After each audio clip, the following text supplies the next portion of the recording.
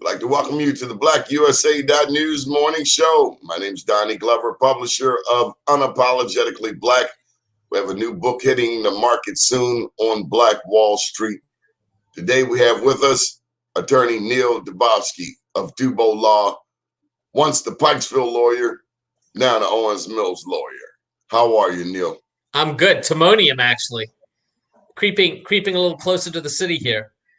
We moved a couple of weeks ago and had to deal with all the weather and all the other issues, but we're setting our new office. So anybody wants to stop on by, come on. 9515 Deerco Road. Okay. So, Neil, what do you know about New Orleans? You know, it's one of the places I've never been, but I know it's a lot of fun.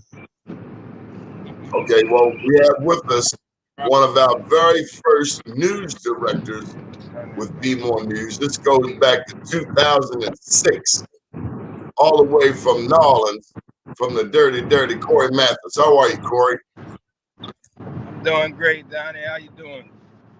Doing good. What's happening in New Orleans?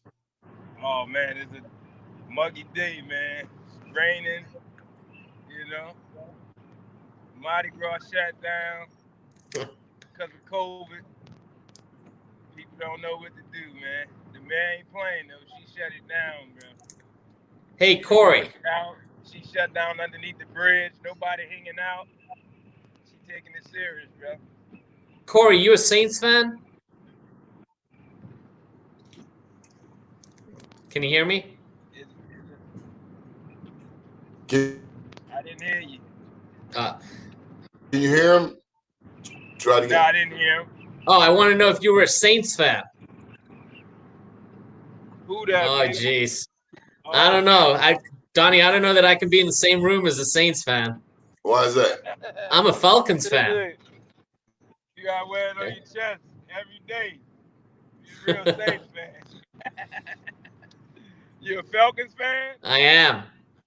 Oh, man. That's our little brothers, man. We love them. We just gotta whip them all the time. You guys beat us every year. Every year.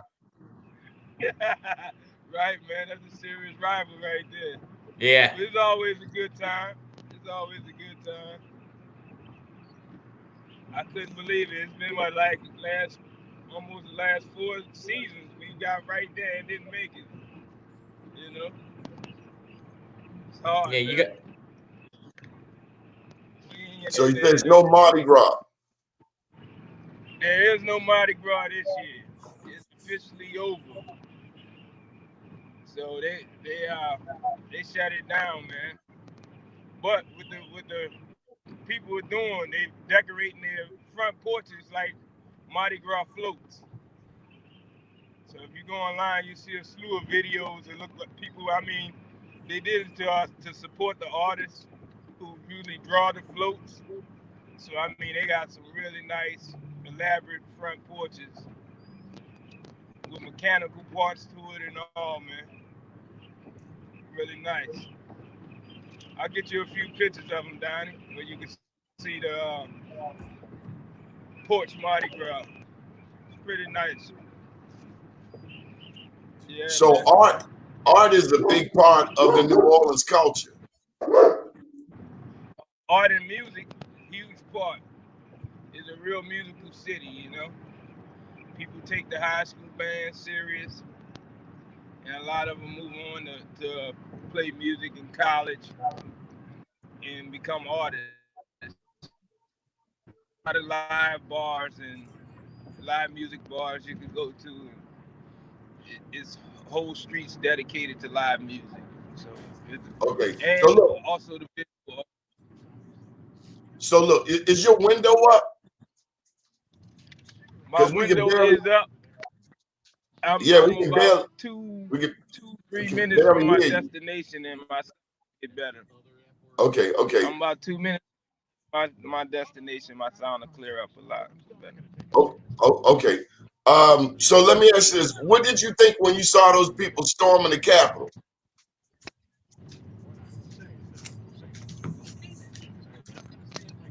I didn't hear you. I didn't hear you at all. The Capitol. The camera? When the people stormed the Capitol, the insurrection. We got to try him a little Breaking later. up. All right, so try us back a little bit. We'll wait till you get to your destination. Neil, tell me about this impeachment hearing. Did you hear it yesterday? Yeah, I did. And you know, it is frustrating on so many different levels because on the one hand, you try to, for me as an attorney, I really try to take a step back. I obviously have my own biases and opinions coming in, but I try to take a step back and view everything objectively. And even doing that, what the case that the House managers are making shows conduct that is so horrendous and so intolerable that I cannot believe anybody would allow it to stand. And yet we know that every single Republican senator has already made up their minds, and it didn't matter and doesn't matter what evidence was going to be presented. They were going to circle the wagons around Trump. The frustrating part for me is if this behavior isn't enough to convince people that somebody should be barred from ever running for office again, then we may as well just throw up our hands and say that that clause of the Constitution has no meaning, right? If this isn't a situation, if somebody encourages people to take up arms, to storm the Capitol, to stop the counting of electoral votes, and then sits on his hands for 2 hours and does nothing and encourages them, and then finally does a video where he calls them great patriots and tells them that he loves them. If that isn't enough to stop somebody from being eligible to run for office, then I can't imagine what would be. What does this do to us internationally? Oh, it's embarrassing. No. I mean, in terms of national security. Oh, I mean, if you start from the perspective that internal stability is always the starting point for national security, it's a big problem. National security starts at home. If you're having to police people internally, you are less safe to threats from outside. Every national security expert I've ever heard speak or spoken to personally has always said the same thing. The biggest danger to U.S. national security isn't from outside America, it's from inside. And I think what we saw on January the 6th was an example of that. Look, these people have always existed. They have always been out there. What the Trump presidency did was it gave them the comfort to think that their voice was more acceptable. They are more vocal now. They are more out there. And they're not, Trump may no longer be president. Whatever happens in this trial, it's not going to matter. Those people are still out there. The people who are sympathetic to Trump's viewpoints, the people who feel like he was their, white supremacist champion. And those people aren't going away. Neil, I want to ask you a question. Now, you were born in South Africa. Certainly, South Africa has seen its share of racial tensions.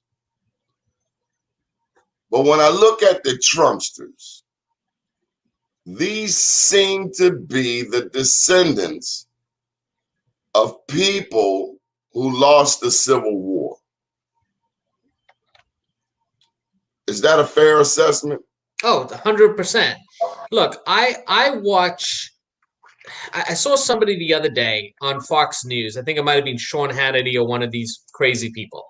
And he kept using this phrase about the America we used to know, right? He was talking about the good old days, the America we used to know. And all I kept thinking about was the America that he's talking about wasn't so great. The good old days weren't so good or great for a lot of other people that didn't look like him, right? These Trump supporters that are have now been given license to express their opinions because they feel it's more welcome because they had a champion in the White House. They are directly descendants, not of the civil rights, of the Jim Crow era, of people who would like the country to go back to a time where people who didn't look like them just sat in the corner and didn't really protest and didn't fight for their rights. The world was a much better place for those people when you weren't in the way. See, that's selective amnesia. Because the last I checked, see, it's all rhetoric. Make America great again. Well, let's remember there were people here when Spain, Portugal, France, England came here. There were already people here.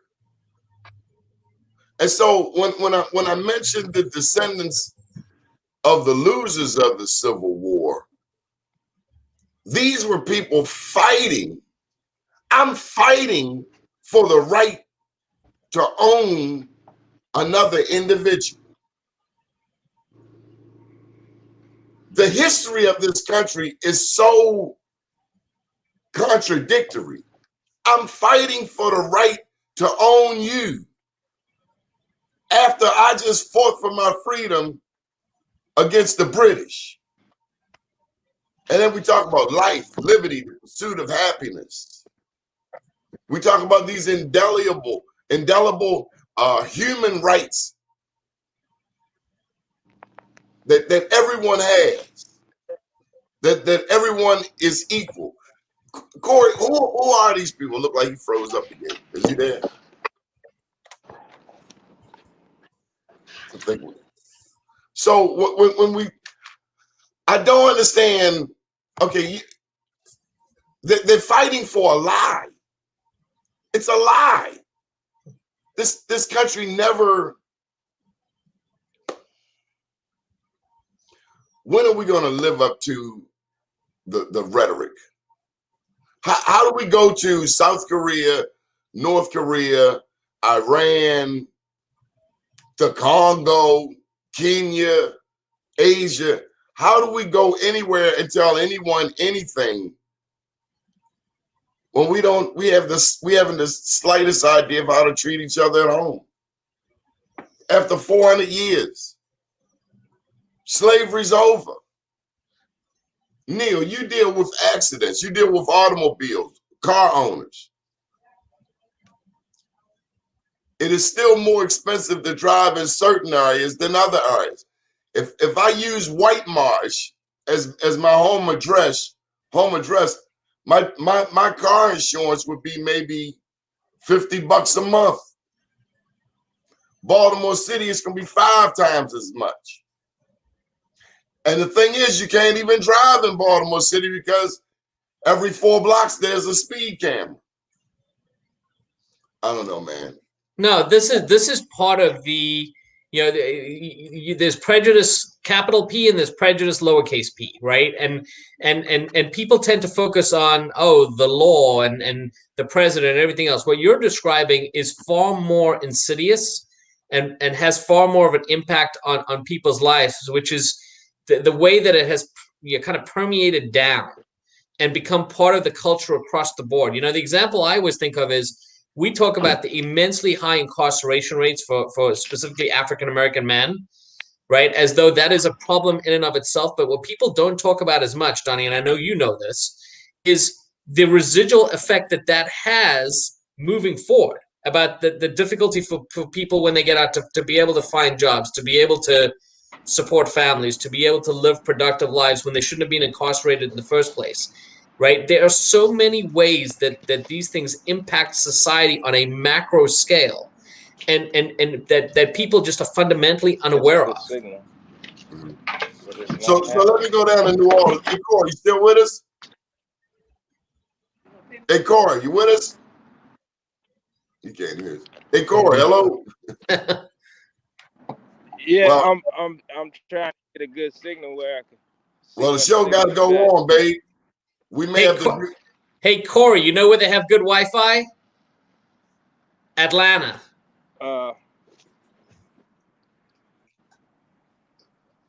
He said you're in the wrong city. You got to go to Atlanta. The wrong city. All right. Well, we had to travel it another time. But so, Neil, is there any hope? Sure, has to be. No. You got Republicans that know they're wrong. How do you? So what's going to happen when this guy walks? Will a prosecutor in New York State then levy charges on the Trump?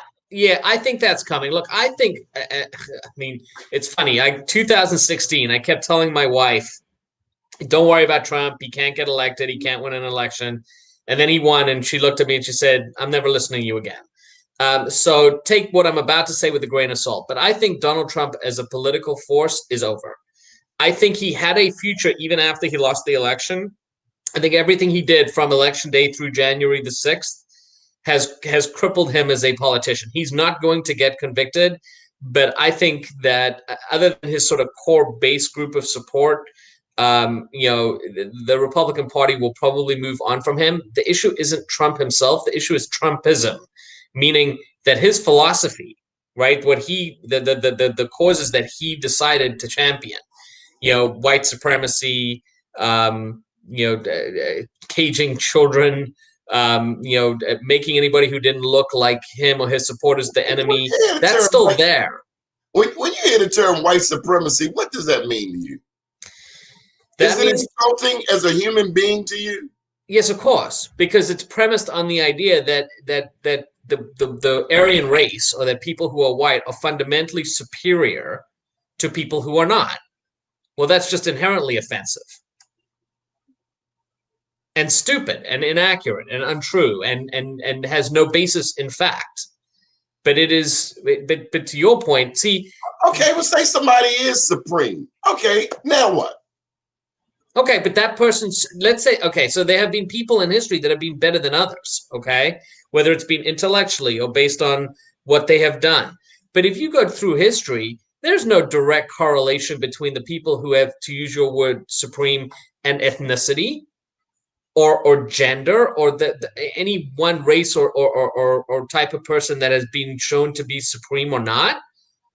We've had people who were black, we've had people who were white, we've had men, we've had women, we've had people who are Asian.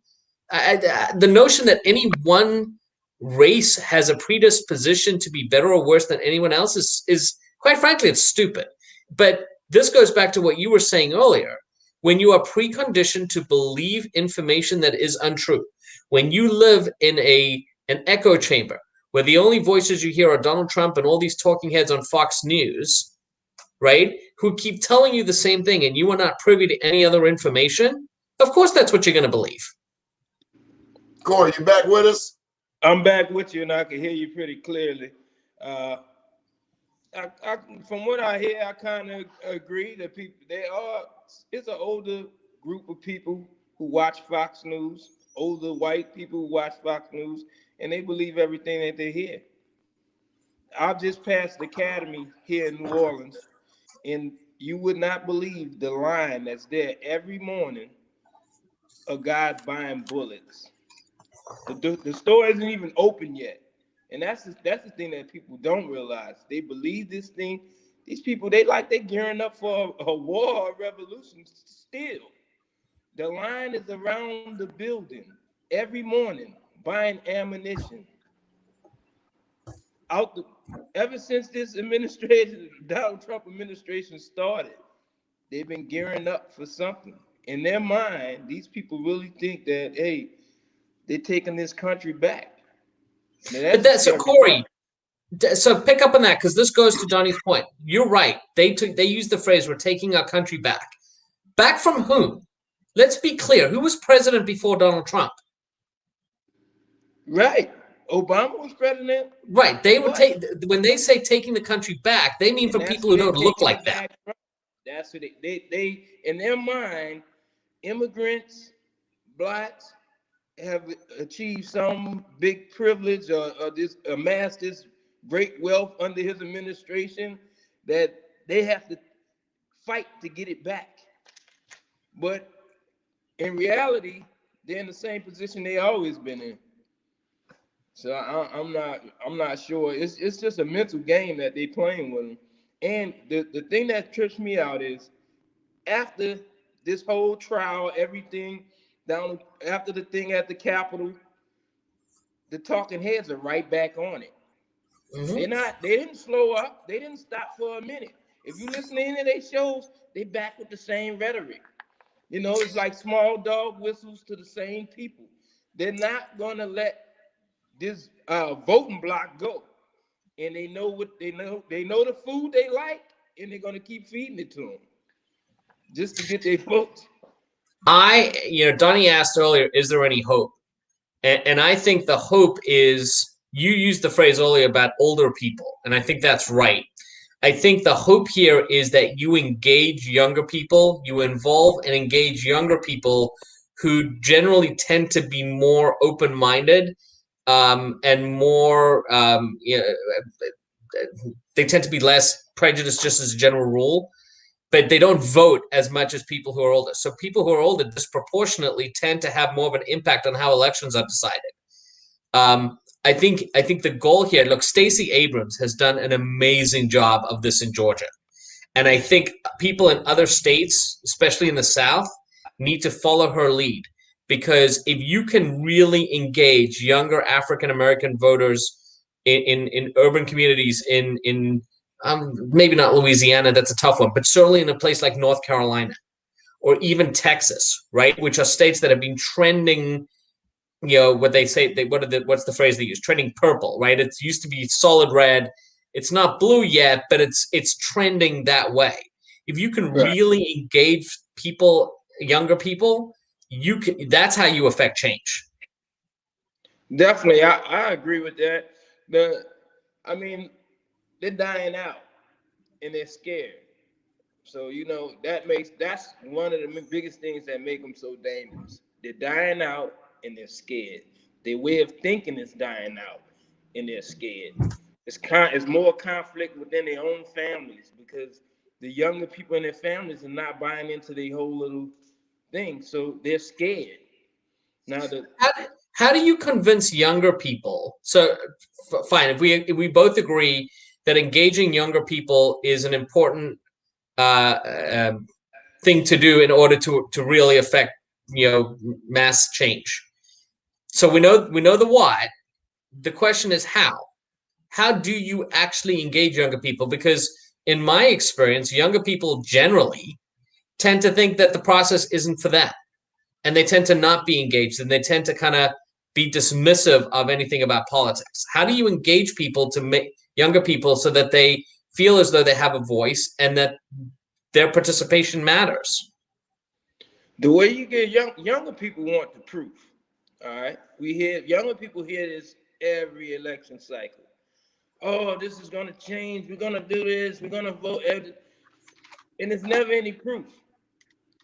When the election's over, it's business as usual. The only way you're going to get younger people involved is start putting forth programs and showing them, hey, this is working. This stuff is working.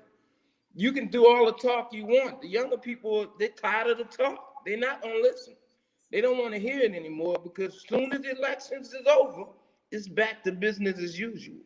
So it's actually interesting. I was thinking about this the other day. I think the way you engage younger people to some degree, I have younger kids. They're not voting age yet, but the younger generation today has an entitlement mentality that we never had as kids.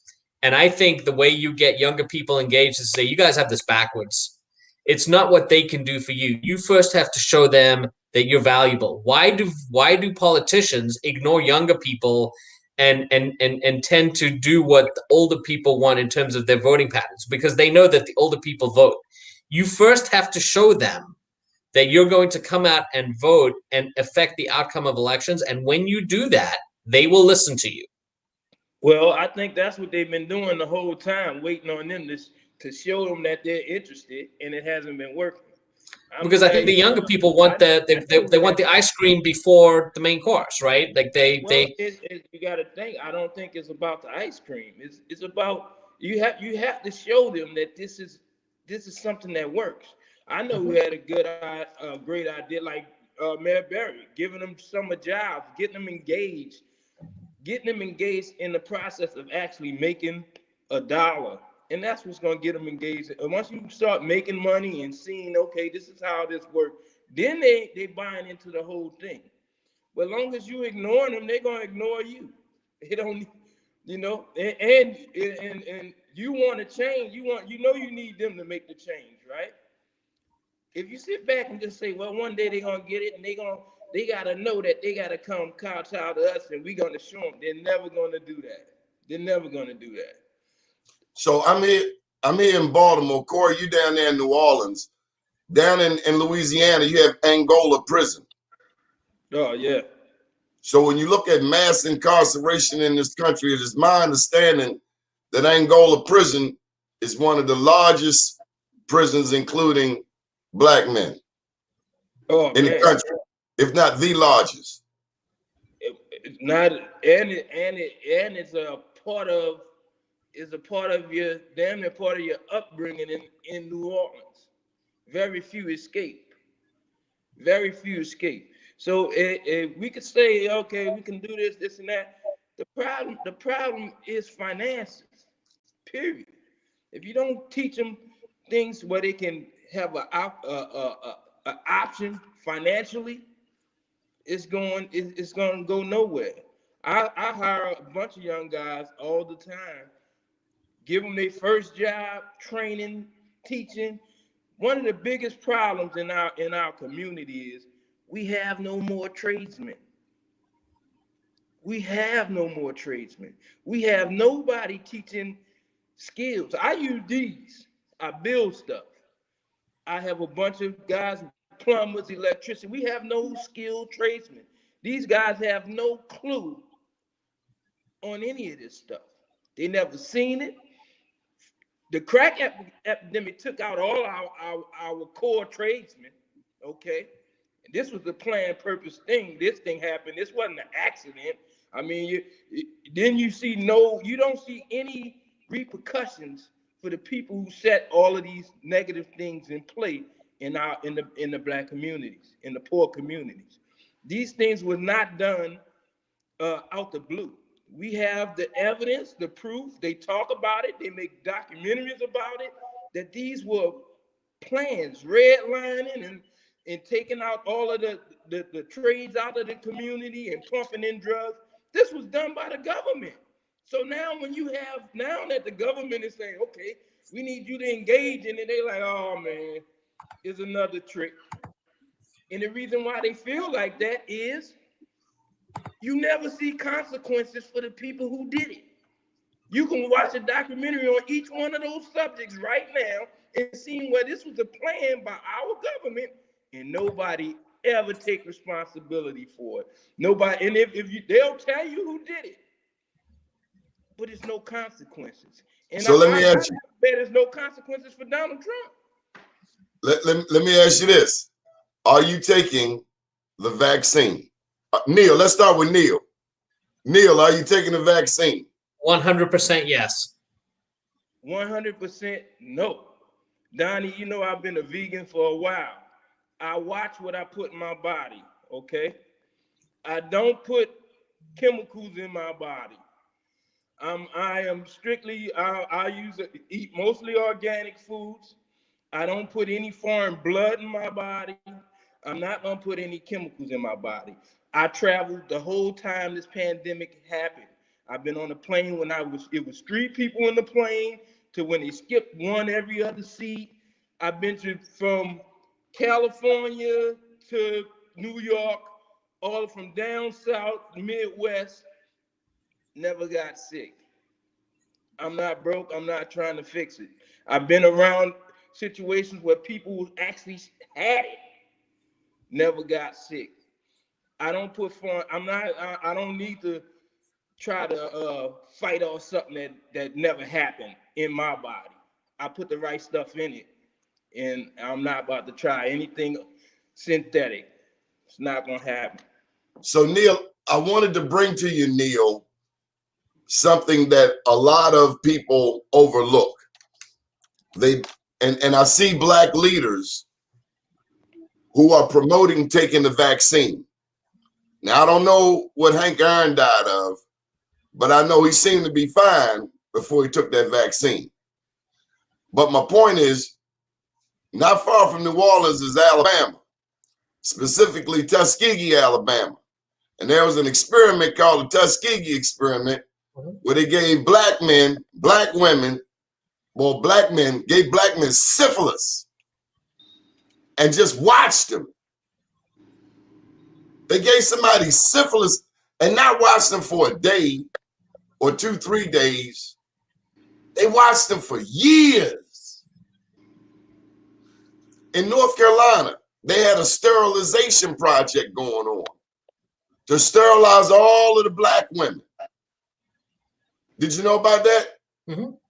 North Carolina sterilization. So you got the Tuskegee experiment, you got sterilization here in Baltimore, where Henrietta Lacks was. They stole her immortal cells, HeLa cells, H-E-L-A, and made billions off of this. I'll never forget the episode of Gomer Pyle. Remember Gomer Pyle? Golly. Fool me once, shame on you. Fool me twice, shame on me. I like the George men, Bush version. huh? Can't get fooled. I said I like the George Bush version. Fool me, can't get fooled again. That's a good one. Yeah. And don't forget we know, people see with the internet, we got access to so much information, right? And it's, of course, it got to be vetted, but a lot of this stuff is information that's been vetted already and is proven. Like you look at Planned Parenthood, the lady who started Planned Parenthood. Okay, this is a population control thing they've been doing to blacks. Okay, You know so the history of Planned Parenthood, Neil? Yeah, Margaret Sanger was started as right, based on a principle of eugenics, right? Charles exactly. Darwin, Charles Galton, survival of the fittest. But she slipped up and recorded words, and she said, exterminate black people like we are weeds. Right. And guess what? Guess where those little clinics pop up at in our communities? I don't have the trust. Now me and my father go back and forth about this. So he's deadly scared of this thing, right? And man, you gotta take it, you gotta wear your mask on. I'm not scared, but he's scared. So it's a swing on both sides. People feeling funny about it. Some people just you know what numbers I like to see, Donnie? I like to see the numbers of the elderly who died, who just got wiped off the Social Security. How much money did they save on that? I just watched the video where they had the mics was live in the press conference room where they give out all the statistic information. And there's two guys. The video is online right now. And the guy says, "Oh, did you hear the numbers? It's really like 0.3." And the other guy says, "Well, that's the same number as the regular flu." And the guy said, "Yeah, it is." And the other guy said, "So was this thing a hoax?" And he said, "No, it's not a hoax." And they start laughing. This is a real video out there. All right. Then I see the video of the lady getting Bell palsy after she take it. I see the lady who take it the first time and she just fall out live on TV. I'm not interested in that. I don't want Bell palsy for 1 second, brother. Not 1 second. All right, Donnie, let me take the other side of this debate and tell you why I'm 100% in favor of taking the vaccine. And there's a couple of reasons. Number one, I completely let's be clear for disclaimer: you are not a scientist; you are a lawyer. No, absolutely, I have no. My position is based solely on what I have heard and read about what actual scientists believe and say about the vaccine. I am not myself a scientist. I do not proclaim to be, and I'll say right at the outset, the skepticism that you guys have expressed is warranted. It's based on experience. It's based on history. In no way is what I'm about to say an attempt to diminish that at all. But every decision we make in life is based on a cost-benefit analysis. We weigh the pros and cons, understanding that there is always risk associated with everything. And then we make the best decision we can, knowing that no outcome is certain. But we rate, like I said, we weigh pros and cons and risks and benefits. And in this particular case, every scientist that I trust has vouched for the vaccine. I was very skeptical when it was being developed during the Trump administration because my main concern was they were going to rush this before the election. It was going to get rubber stamped, not because it was safe, but because it was going to be something that was going to try and spur his reelection. That ended up not happening. It came afterwards. The scientists that I trust all said that it was safe. Now, does safe mean 100% safe? Nothing's 100% safe. In my opinion, I think the reason why the vaccine is immensely valuable, all the vaccines, is because without them, so Corey, you talk about yourself. You're somebody who's very, very healthy, who puts healthy things in your body, and you're going to be fine. And you're right. Based on every available piece of statistical evidence we have, people in your age group, in your demographic, even if you were to get this, would in no way be affected by it, right? You'll have some symptoms. You may even be asymptomatic and eventually get past it. But the problem is you are a vector to give it to other people who may not be as lucky. And we have to figure out a way as a society to make sure that we have fewer vectors in our society, because it is keeping our economy shut down. It is stopping people from being productive. It is stopping people from going out. It has paralyzed our society across the world. But let's talk about America specifically now for almost an entire year. And we have to figure out a way to get that under control. And there are only two ways to do that, both of which involve herd immunity. The one is we just wait until enough people get it that we build up herd immunity naturally. The problem is, even based on the mortality rates as they are, that's going to be a lot more people dead. The other way is to vaccinate enough people. Now, that doesn't mean everybody. I think the statistics say that once you reach, I think, around 75% vaccination, that's enough to establish herd immunity so that the rest of society is protected. The people who aren't able to get vaccines, the people who may otherwise be more at risk, will still be protected by the herd. But if as a society we don't get vaccinated because we make the calculation that the cure is worse than the disease, then there is no way for us to go back to normal life unless we just decide we're going to do it, and then a lot more people are going to die. Because again, Corey, you may not be the one that dies. You're going to be fine. But if everybody goes back to normal and you start passing along, eventually it's going to get passed along to somebody who does. Those are the only two ways? If there's a third way, I'd love to hear it. Sure. I mean, the third way is just living with the virus. But we get vaccinations for the flu. Sure. Right? Let me share it with you. Yeah, I don't take that either. I've never taken a flu shot. So let me give you a third way, Neil. What is the first thing they tell you to do if you have traveled to another state? You quarantine. Quarantine the whole world for 2 weeks is over. But I mean, so we tried that, right? We had lockdowns. No, we didn't. No, we didn't. As a matter of fact, you had an ignorant president who was having rallies, political rallies, all over the country. Yeah, that came later, but that was unconscionable. There's no defense of that. You have a lot of people that didn't, had parties, big parties, especially down south. My biggest thing, what's going to be the long-term effect of this vaccine? So Corey, the point you raised there is the one thing that leaves a doubt in my mind. I think that's really the fundamental question. The testing that they have done, normally when vaccines get tested, there are short, medium, and long-term studies done to determine the effects. And by definition, because of how fast this was developed, they have vouched for the short-term safety, right? And the scientists all say that it's safe, but they cannot have done the research to determine the long-term consequences. Not all scientists. No. I'm not suggesting. No, okay. You're never going to find anything where all scientists agree on everything. Okay. But the majority of scientists have vouched for the short-term safety of the vaccine. Not 100%. Without going through the medical process. No, they went through the medical process. But what they weren't able to do, and Corey's right about this, what they were not able to do because of the speed in which they developed it, they were not able to test long-term effects. Right? They haven't had the time to do that. That's a part of the scientific process. I agree with that. To test something anywhere and come up with the same results, scientific method. And that goes back to what I was saying before, which is I have questions about the long-term effects, but I weigh that as part of my cost-benefit analysis, and I still believe that it is better to take that risk because the alternative is worse. But that's me. Other people can come to a different conclusion. I want to believe. I want to know, Corey.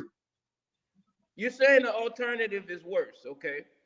So if you know that this thing doesn't have any long-term analysis, what's the purpose of not having any recourse if it do affect you negatively?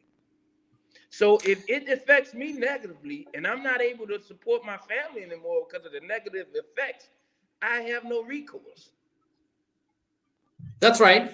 So if I'm going to put out something, and if I'm the government and I'm going to put out something, and it's truly to benefit the people, and I know this is going to benefit the people, and I'm trying to keep people safe, I would at least give a backup, give them support backup. If something happens to you and we can prove that this is something negative that's affecting you or you can't support your family, we have this in place to take care of the people who it does affect negatively. Yeah, They're not offering that. in theory, that's fine. I think the problem you're going to have is one of practicality, which is, so let's say they set aside a pot of money to do that. I think what you would see is a flood of people with claims trying to link it to the taking of a vaccine that may or may not be related, and you're going to end up spending a lot of red tape and time trying to figure out who has a valid claim and whose claims aren't really related. So Neil, you're are going to do that anyway. You are an injury attorney. Yeah. You're an injury attorney. Yeah. Okay. Who's liable if I die from this vaccine? Nobody. Nobody. Well, actually, let me back up a second. Let me not be so quick to answer that question that way. That was a very flippant response. Let me say two things. As a general proposition, it is up to an individual to decide whether or not to take a vaccine or not take a vaccine. Boom. And that person decides for themselves. So Corey has done his homework. Corey has done his research. Corey has determined what the risks and the benefits are. Corey and I have both done this. We've come to different conclusions. Okay? That is the personal responsibility of vaccine. If I get sick based on something that I chose to overlook in taking the vaccine, I don't then get to sue somebody else because I took a known risk. Okay? Corey has chosen not to take that risk. Here's the one qualifier. Let me just add one other thing really fast. This goes back to actually the cigarette issue from when they eventually were able to prevail against claims against the cigarette companies. If it comes out later that there was information that somebody had that they didn't disclose deliberately, which had I known, I would have made a different decision, now you bet I can sue. Okay, now I just want to put this to you. America has no good track record when it comes to all of the people who are dying. Black people, poor people. They don't have a good track record. Fool me once, shame on you. Fool me twice, shame on me. We don't trust them. And look, the proof is these impeachment hearings. What is there to talk about? He incited the riot, sent him to jail. He caused people to get killed, sent him to jail. If he were Obama, if Obama would have did that, Obama wouldn't be hanging from it. He threw his vice president under the bus, said, kill him. How the hell am I to trust somebody like he threw his ace under the bus? So two answers to that. The first is you're not going to get me to defend any of that. You're right. And again, what I said at the beginning, your skepticism is warranted. But the two things I would say is, number one, it's not just American scientists in the American community who are vouching for the safety of the vaccines. This is an international thing. There are vaccines and studies that have come out of England and other parts of the world that have validated the research.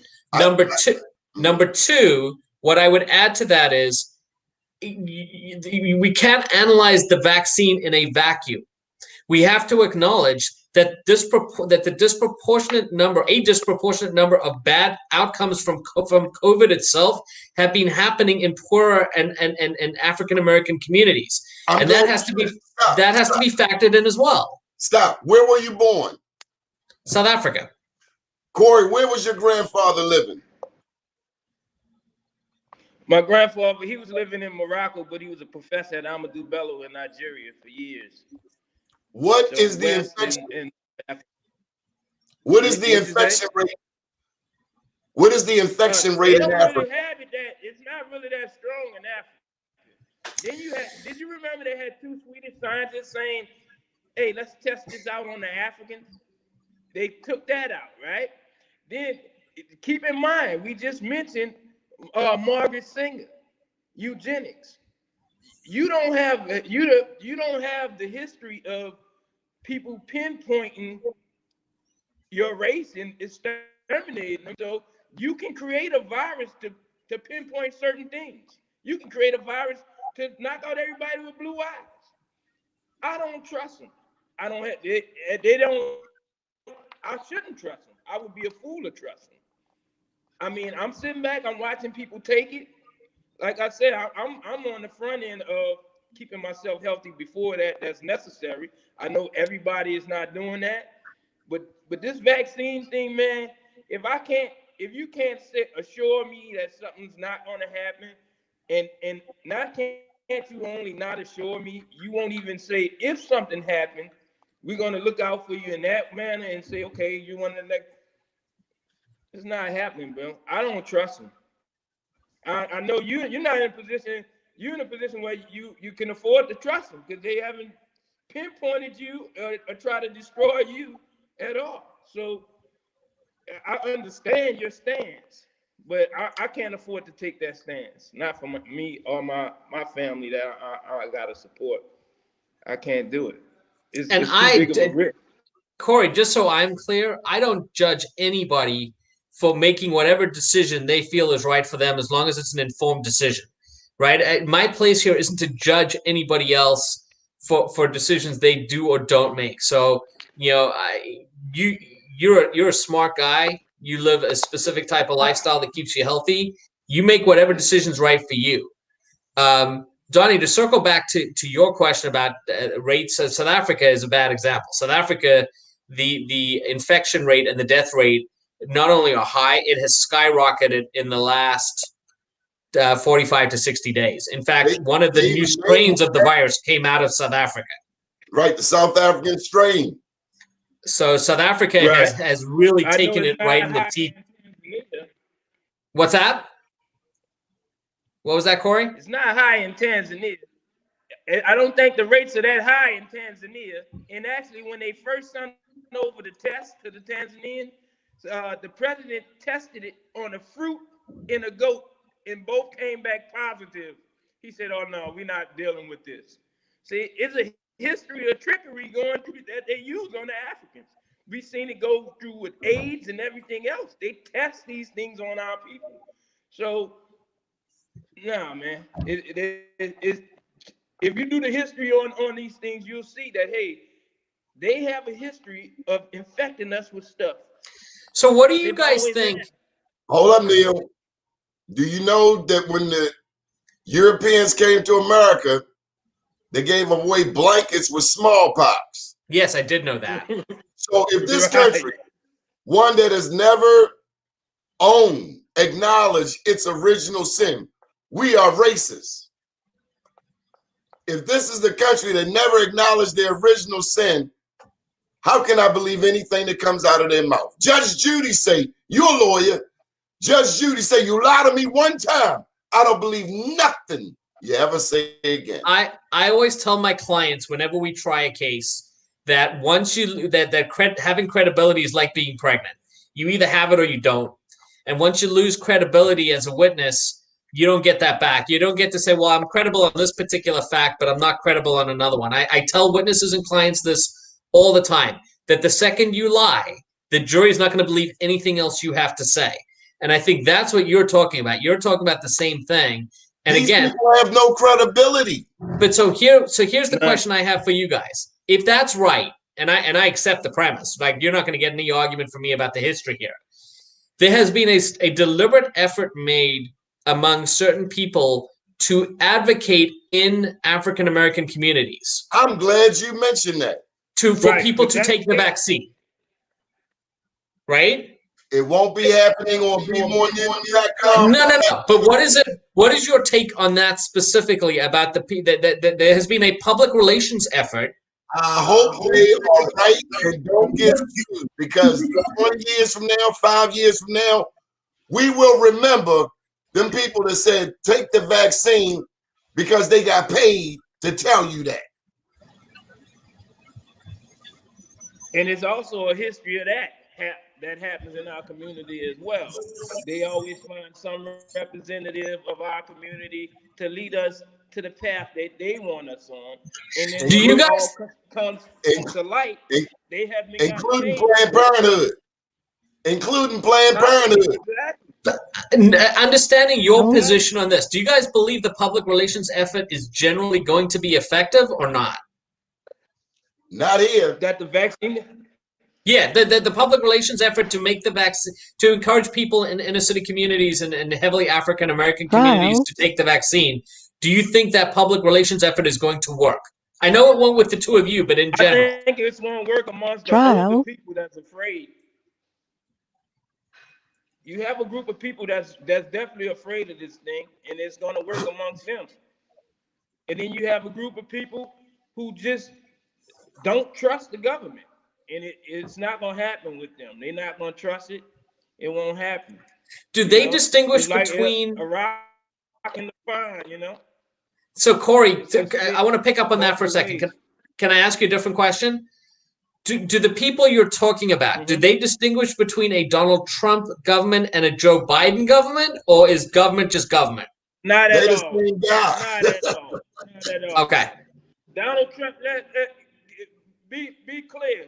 Most African American people are smart enough to know that Donald Trump had his own agenda, and most of us know that the Republican and the It's a Democratic bad agenda computer, Mr. is Bob. basically the same thing. They're the same people to us. They What about work under Barack? the same trickery. What about Barack Obama? No. Barack Obama, let me tell you, it was good in symbolism, but what happened for the black people? What happened for the African American people? He's just a figurehead of a corporation who's been leading their corporation in a certain way the whole time. That's like that's like when a black kid get killed in the community, and then they bring out the black police chief to say, "All right, now y'all calm down. We're gonna make sure we do this the right way." And then at the end, after all of the tension has calmed down, the cops walk. It happens to us all the time. Nobody takes responsibility. You've been in this country long enough to know, okay, we all know how drugs got in our community. We watched the trial. We all know about redlining. We know that the government did that. Did the government ever take responsibility for any of their actions or any of their war type tactics against African American people? No, They as a never matter took, of not fact, only did they Neil, not take responsibility for it, they never try to rectify the situation. Not They only put did they never try to rectify the situation, they compiled it with even more trickery. It's proven. Neil, But they put Colonel hold up. They put Colonel Oliver North on Fox as a talking head when he was directly complicit with the Iran Contra crack pandemic that swept through Baltimore, New Orleans, Atlanta, and every other urban city. But Neil, I gotta share something with you that they never talk about. It's called karma. So the same dope, coke, and rock that they put in the black community, they say give it to the black people. Guess who's addicted to it now? Yep. and wait, listen, look at the war type tactic. Look at the full plan. They took out the younger generations was selling it. They took out all of the tradesmen, the older people who were tradesmen who knew all of these different hand type crafts to to to successfully feed their family and open businesses and move forward. They took them out with it as the users, and then they removed all the trades from the schools, In creating a Edmonton, permanent right now, class of people Neil, who don't have any skill set. You have no skill set. Neil, right now they're trying to get rid of 10 programs at Edmondson Westside. Edmondson Westside is the high school nearest to Sheila Dixon, where she lives at. And this school is the vocational school for that part of town. They want to remove 10 programs from the only Votech school within miles. Why? And the irony is, you got black people in charge. much of the time. Mr. DeShields, how you doing? Fine. How's everybody this morning? Good morning. We have Neil Dubois, the South African-born attorney that's now in Timonium. We have Corey Mathis. He's the former news director for Be More News going back to 2006. He's down in New Orleans, and I should tell you that his daddy took me to Ethiopia and Tanzania back in 2006 or so. So welcome to the show. We've been talking about your favorite topic, America.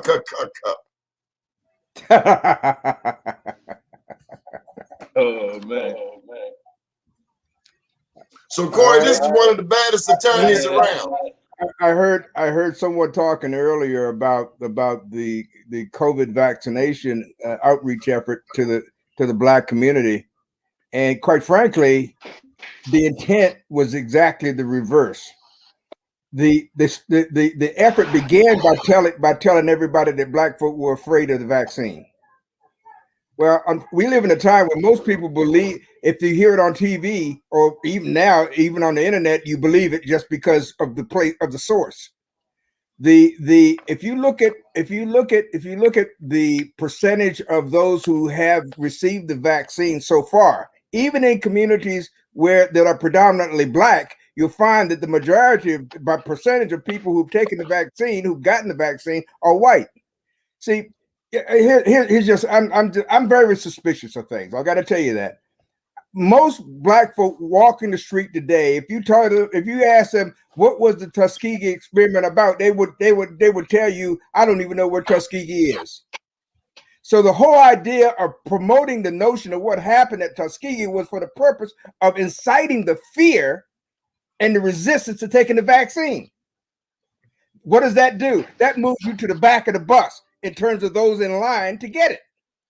That was the intent all along. It was not intended to try to. I know people in multiple sources, vaccination centers, and they all experience the same thing. No matter whether it's Union Memorial or any place else, or Timonium, even the majority of people coming in to get the vaccine are white, and they're not in Union Memorial. They're not coming from other parts of the city. They're coming from as far away as Howard County and Harford County into the city to get back to, in the surrounding community of Black folk. They didn't even know the program's operating. So we've got to be very sometimes, you know, everything is not as it appears. Everything is not as it appears. Here's what the reality of this is: they cannot reach herd immunity because of the size of the Black community. They cannot reach herd immunity generally unless at least a certain portion of the Black community gets vaccinated. Okay. So I said to the president of the Maryland Hospital Association and some others, I said, so you're telling me that I should believe you now because you need me. You can't get to where you want to go unless you take at least a number of folks that look like me with it. Otherwise, you can't get to herd immunity. Okay, so now I understand why it's important to you, and I believe you. I believe because you've never come to me except when you needed something for yourself. So I get that. Now you got to convince me what's in it for me. What's in it for our community? So what do I say? What do you? He said, what do you mean? I said, where are the therapeutics? If you want me to believe in something that you really are not sure of yourself, and no one ever is there's never been a cure for a virus anywhere in the world. We can't cure a common cold. So if you want to believe that this vaccination is really going to help, show me that you're helping the people in my community that have already contracted the disease. Where's the therapeutics? Show me, tell me. You hear very little talk about how to treat it. You would think that you either get it, ventilator, no ventilator, or you're dead. Nobody's telling you, well, if you take an Advil, that might help with the fever, or if you take some cold medicine, that might take with the cough. But these things do help. But we're not trying to treat the disease in our community. And we're last in line to get the vaccination. That's my problem. Bob, it's interesting. Before you came on, Corey and I were talking on a different topic about how to engage young people in the political process, because the young people tend to be sort of skeptical of politics generally, and politicians specifically, and the importance of engaging younger people. I feel like now, in light of the conversation we've had about the vaccine and everything else, Corey and I were asking the wrong question. The broader issue isn't how you re-engage or engage young people to have confidence in the process. The question is, how do you re-engage a significant percentage of the public who have been predisposed validly and historically to believe that the system is rigged against them? Yes. And unfortunately, that may be a rhetorical question. I don't know that I have an answer. Well, oddly enough, what I'm saying is they flipped it. They flipped the script on that issue. They know that there will be that suspicion, and they've taken advantage of that suspicion to realign the available resources to deal with this crisis. That's what I'm trying to say. They've taken it. They create. It's almost like the election fraud and the debacle that's followed. It all came from the original lie that there was a stolen election. The one thing that no one has said, and you got, I watch all the news. In fact, I'm looking at it now. No one has said, they keep talking about what Trump didn't do. And they say, well, he didn't try to stop him. Nobody has said that all he had to do, and all his psychopaths need to do, is say the election was not stolen, that Biden won it legitimately. But have you heard anybody say that? Have you heard a single Republican say that? Even Mitt Romney hasn't said that. That's all that Trump had. And nobody is saying, Trump, if you wanted to stop it, all you had to say was, I lost the election, and it was stopped immediately. But he hasn't, and he never intends to say it. And they know he doesn't intend to say it, and they won't call him or anybody else out for not saying it. That's what's so ridiculous. Even in the House manager's presentation of their case, no, I haven't heard a single person say that the real problem is that Trump won't admit that he lost the election, and neither will you. That's why you won't vote against him. That lie, it's not just that you're right, which you are. It's also, we have to acknowledge that lie, it isn't just a post-election lie. Trump was setting that lie up in advance of the election. Yes, you're absolutely right. He started it when in his original campaign against mail-in ballots. When he saw the polls moving against him, he set up a paradigm that he knew his supporters would believe. Well, the only way we can lose is if it's rigged. Exactly. And then, of course, when they lose, they say, see, I was right all along. Okay, right. Self-fulfilling prophecy. Corey, we only asked you for an hour. I see you want to say something. I know you may have to go. Yeah. When you talk about the Trump election, and they talk about the rhetoric and the stuff he spewed and built up to cause this big melee, the only thing I can say is, I got to side with my people. What was the outrage when he did it to us? There was it wasn't, now that it hit the Capitol, it was this big outrage. But I could clearly remember him telling the cops, when you pull them over, don't be so nice. And the next thing you know, the police killings went up. You saw more of it. And the same people who were saying, yeah, that's right, don't be so nice, and treating people bad, and Blue Lives Matter, the same people who beat up the cops. I didn't hear that, and this is what young people were saying. Well, guess what? We don't care that they did that. They didn't get mad when he told them to beat us up. They never answered it. They never answer or respond to the misdeeds. There's no consequences for these people. I'm going to see Trump. He's going to walk right out of that thing. It's never any consequences, Donnie. Tell me one time that America has ever answered for the crime committed against us.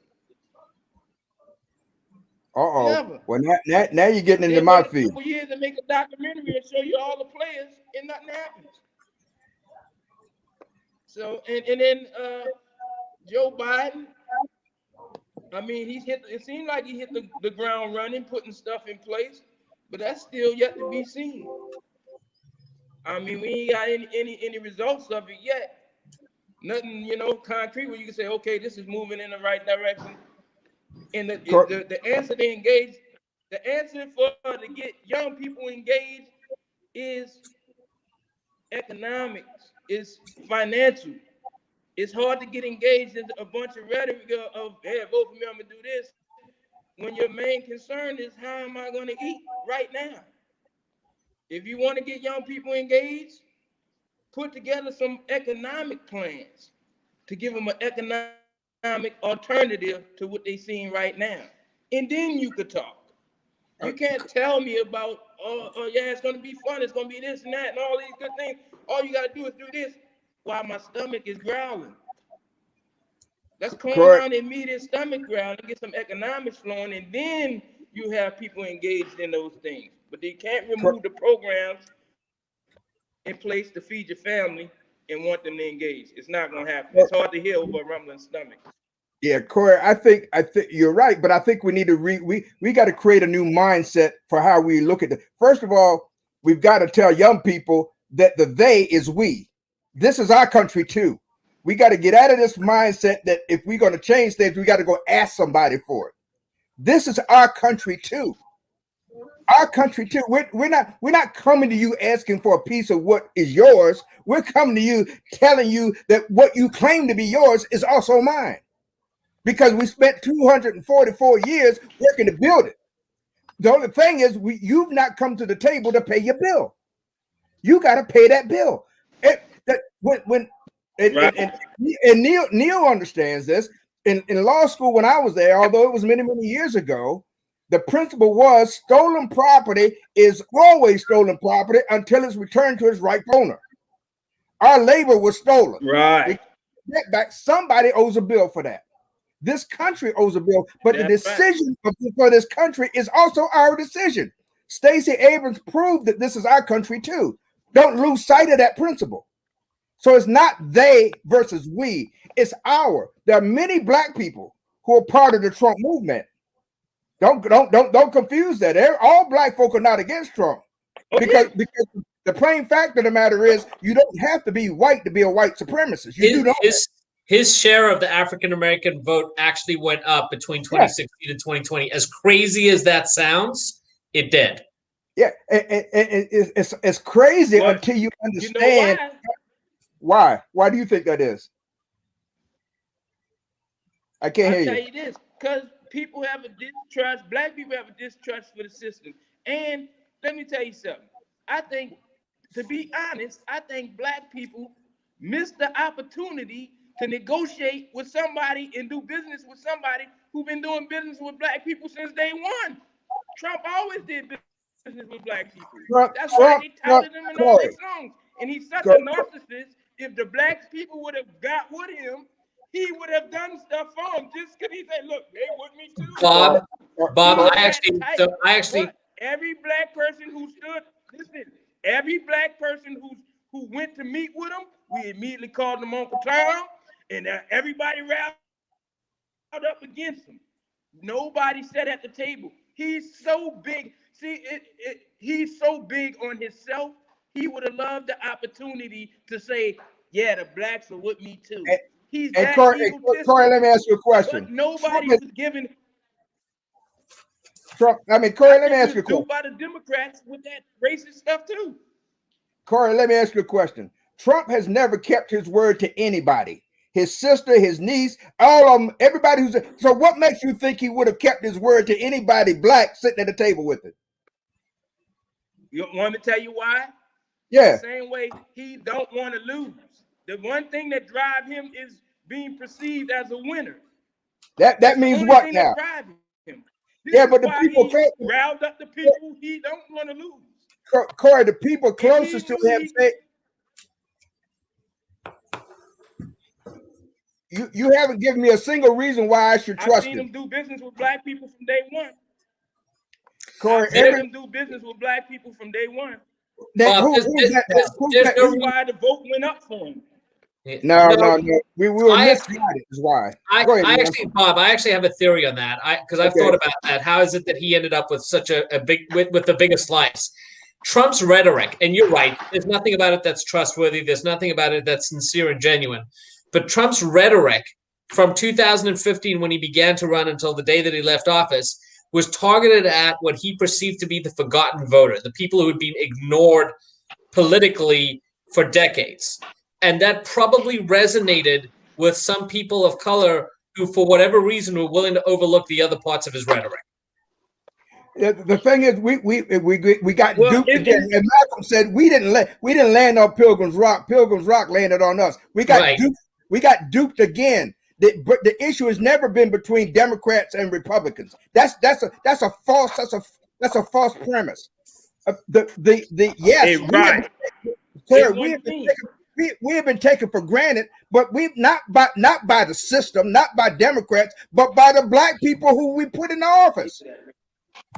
Come on now, the black people that we put in the office because we have never for ourselves defined what it meant to be black. We've accepted white folks' definition that anybody who's got skin darker than mine means they're black. Just because you and I share the same skin color don't mean we believe the same. Look at what you believe and what Clarence Thomas believes. But in every instance where we've been let down by the elected black leaders because to get that position, they believe they had to maintain their loyalty to their white supporters. That's the truth of the matter. The truth of the matter is we are now and we have always been our worst enemy. Pardon? I can't hear you. And I think it was duped by the Democratic political strategy. No, it's not Democrats. We would have did business with him. Corey, don't fall for that game. Once you paint him as a racist, Corey, don't fall for that. Don't fall for that Democrat Republican. That's a trick. He would have done business with you. He's been doing business from day one. He's been doing business from day one. He's not. He's more about Trump has screwed everybody he's ever done business with, regardless of color. We do business with racists every day. All right, I'm done. We do business with racists every day. I'm done. There's an educational process that's got to be. Once they paint him as a racist, Corey, the issue is not whether or not he's a racist. And attack everybody black person who tried to do business with him. This is the strategy. And now, once you attack the people and say, "Oh, your Uncle Tom in this," and guess what? On top of that, now they're out the way. Now the go is now renounce your base. He can't renounce. Wait a second. I'm going to believe the people who have been closest to him. I'm going to believe his sister. I'm going to believe his niece. I'm going to believe Michael Cohen, who said everything he touches turns to shit. I'm going to believe the people who actually know him, and what they tell me is that they can't trust him. He's a great businessman. I'm saying no. Hold it. First of all, he's not a great businessman. Now that's bullshit. Anybody can be a great businessman. Give me $1 million to start with. Give me a connection with the Deutsche Bank. The guy can get money from the Russian oligarchs. Give me the Saudi Arabians who got 70% of the condos in my building. Give me who own the largest oil refinery in this country. Give me the Chinese who can get $370 million worth of PPP money for Chinese-owned companies operating in the United States. Give me all of those things, and I'll show you a good businessman. Trump is doo-doo on a stick. So tell me this. Donnie, can I add something in here all of those real quick? You mentioned, he's done business with. He's Hold done up, business with all the people you mentioned. The reason why they don't have people in their ear saying, "Don't do business with him. He's a racist." We know he don't like them either. They know he don't like them either. But they were smart enough to do business with. We got duped by the Democrats. We got to learn to put our race aside, the thoughts of racism aside, and do business. Guess what? None of these people like us. They don't like us. Most of them are racist. Most of them promote their own race. I don't have a problem with that. If we doing business, business is business. Race is personal. I'm gonna leave it like feelings. Stop us from doing business. I'm gonna leave it like this. I'm gonna say, remember the snake. Remember the snake. That's all I'm gonna say. Okay, final question, Leroy. Come on, Leroy. Corey, hold on. Yeah. Let me ask you this. What great businessman do you know has lost almost $1 trillion over a period of 10 years? Great businessman. Listen, Okay, listen to but me clearly. I'm not okay, saying he's a great businessman. okay, I'm saying okay, then you're even worse business what bit, people Corey, because you Corey, was a snake. I'm still a Corey, snake. I'm still Corey, going what, down that path of what a Corey, snake is, but Corey, I'm can I being a talk? snake. We Can I we talk? we just didn't go down. Can I talk? Can I talk? What great businessman would you do business with that he tells you he's filed for bankruptcy 7 times, at least 7 times, in addition to, like I said, has lost over almost $1 trillion in 10 years? Are you doing business with him?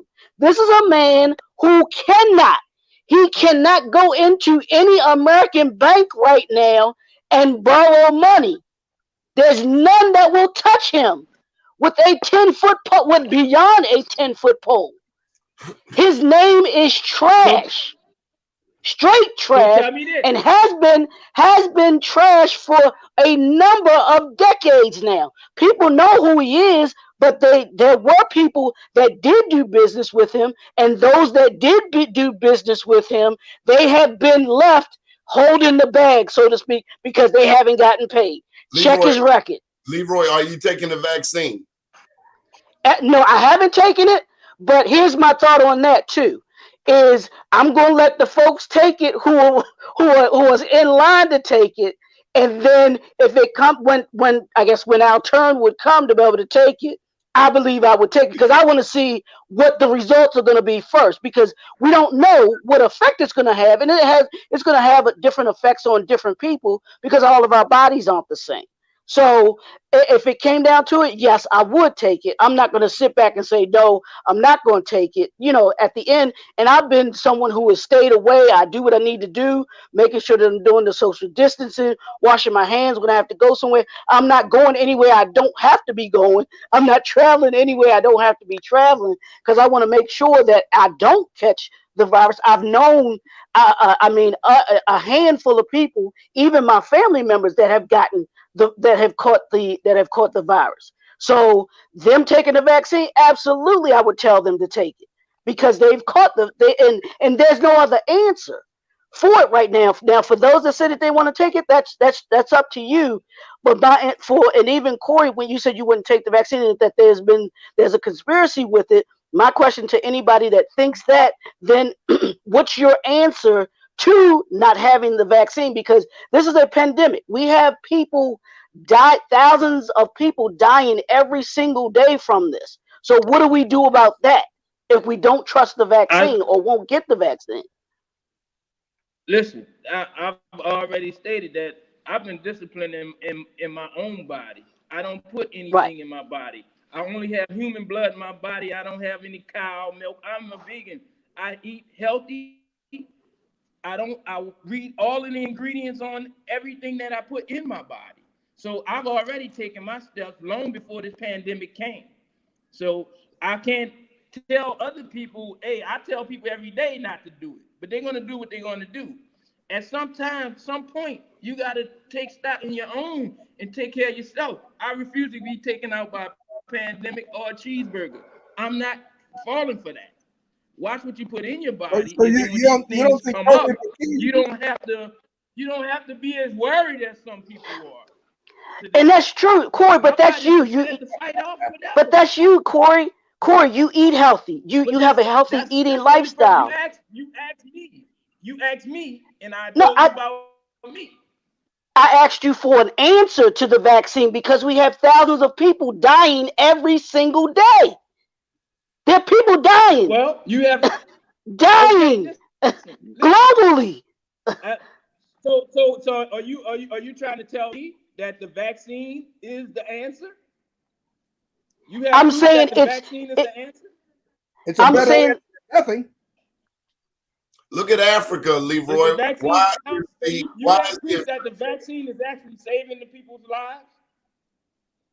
and how that how do you explain Well, Africa? we know that COVID You don't kills. We have the know that proof of part, right? that. You don't We have know the proof of that. we don't have any that proof. Hey, my brother died from it, so don't tell me I don't have proof from it. Okay, I got proof. Well, He's I in the didn't say jail. proof of people dying. That's not what I said, and I feel sorry. And my condolences go out to your brother, and no disrespect to your brother or your family. And I'm sorry for your loss. I'm asking specifically on a vaccine, not on a family member. Do you have proof that this vaccine is saving lives? No. I have proof that COVID kills.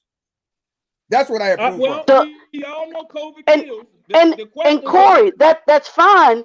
And Donnie, you too. We're saying what it's doing. We're saying what it's doing in Africa, and I don't take anything away from that, and that may be true. But my question to you all, you and Donnie, is what is the solution then? If the vaccine isn't the answer, and you're saying that the vaccine isn't the answer, then what's the solution to it? Of like Mr.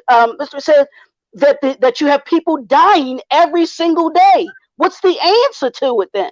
Stay home. That's a great answer. Hey, Donnie, I can't argue with that. Donnie, I for sure can't argue with that.